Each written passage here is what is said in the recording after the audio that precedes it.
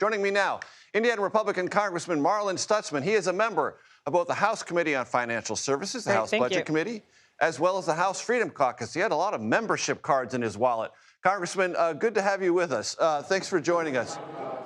You have expressed on social media a desire to take a little bit longer, to not necessarily live within the confines of the July 4th deadline. How is that going over?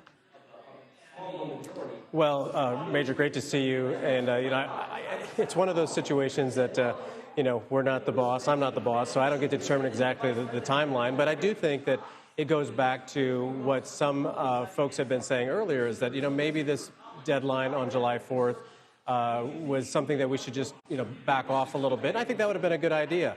But at the same time, I can also understand the president's, position that we move forward. Let's get it passed and move on. The thing is Congress is meeting again next week, and so we're going to be working on new legislation, spending reductions, finding savings, reforms that are all going to be important for the American taxpayer and really to get the federal budget back under control. But, I just wanted to take some time. As a business guy, I was in Congress, left for several years, was back in the private sector, and I always felt like a little more time looking at a deal, it just gives us a better perspective. But you know what? If the vote is on the board, I'm going to take a serious look at where things are at and, make my decision on what I think is best for Indiana in the 3rd District.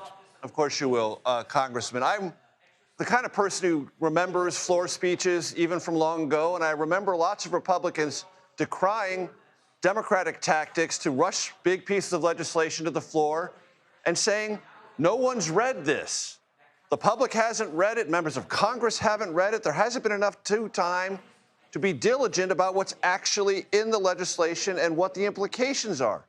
It seems like that's exactly the same position you find yourself in now, and your Republican conference is like, speed it up, which a while ago you guys didn't like. A little bit. Yeah, no, I mean, a little bit, because this is, we sent over the first version, the bill that came out of the House, that was sent to the Senate. I feel like it was a really strong bill. I'm on the Budget Committee.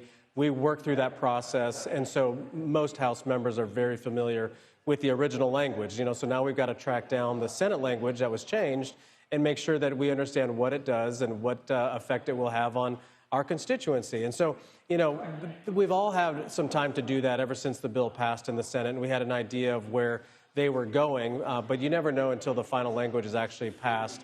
I'm pretty confident. I understand the parts of the bill that I have an issue with. Of course, anytime you're raising the debt ceiling, to me, that just bothers me. I just don't like the idea that we're going to increase the debt ceiling to as high as it is. But at the same time, in this bill, we're keeping the tax rates current, and we have to keep the Trump tax cuts in place.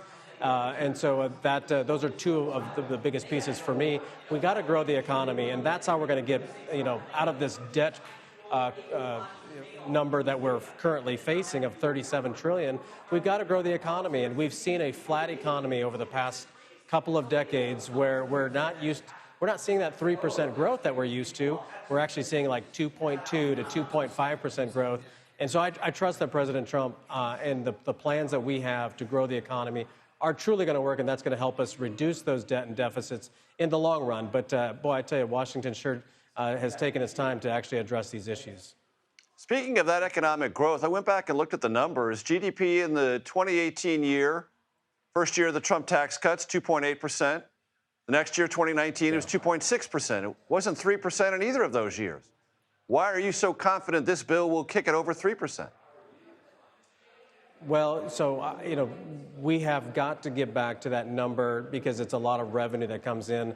I think there's several factors. I think that we're coming in on, this new industrial revolution of AI and technology. I think that's going to help increase. Also, the fact that President Trump's tariffs are going to push more manufacturing jobs back to the United States. I come from Northeast Indiana, Fort Wayne, Indiana. We've seen over the last several decades manufacturing just continue to leave our part of the state. And I've got stories like that of, schools that see just a drop in their enrollment because families are leaving and those jobs just aren't there. So I think that Trump's focus on manufacturing, agriculture, bringing jobs back to the United States, we're going to see an increase in GDP. And that's what's needed to happen for a long time, is a president that focuses on the trade policy that protects American jobs and brings those back. And then also good tax policy is also going to have a huge boost to that GDP. So I am confident. Now, I think the 2.6% number that we have in the House bill is the right number because of the historical data. But we can get back to that 3% when we start looking out for America first.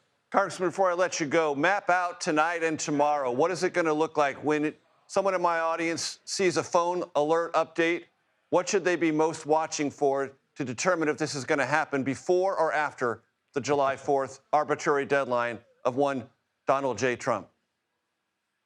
Yeah, well, there's a lot of conversations. I've been talking with the White House.